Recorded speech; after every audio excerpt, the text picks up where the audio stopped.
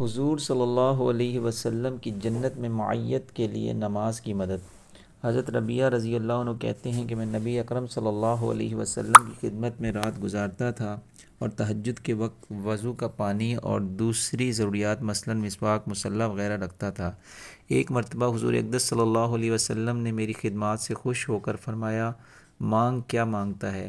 انہوں نے عرض کیا، یا رسول اللہ، جنت میں آپ صلی اللہ علیہ وسلم کی رفاقت۔ آپ صلی اللہ علیہ وسلم نے فرمایا، اور کچھ؟ کہا، بس یہی چیز مطلوب ہے۔ آپ صلی اللہ علیہ وسلم نے فرمایا، اچھا میری مدد کیجیے اور سجدوں کی کثرت سے۔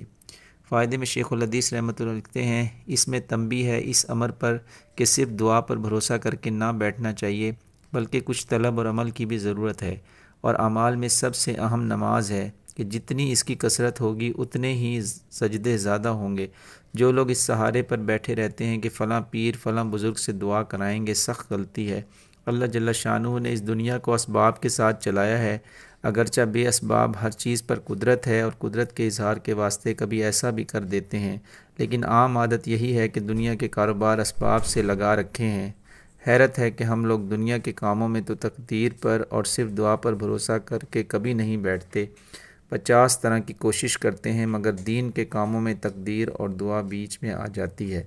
اس میں شک نہیں کہ اللہ والوں کی دعا نہایت اہم ہے، مگر حضور صلی اللہ علیہ وسلم نے بھی یہ ارشاد فرمایا کہ سجدوں کی کثرت سے میری دعا کی مدد کرنا۔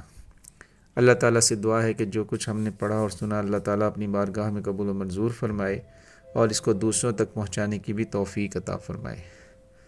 آمین ثم آمین۔ جزاکم اللہ خیرہ۔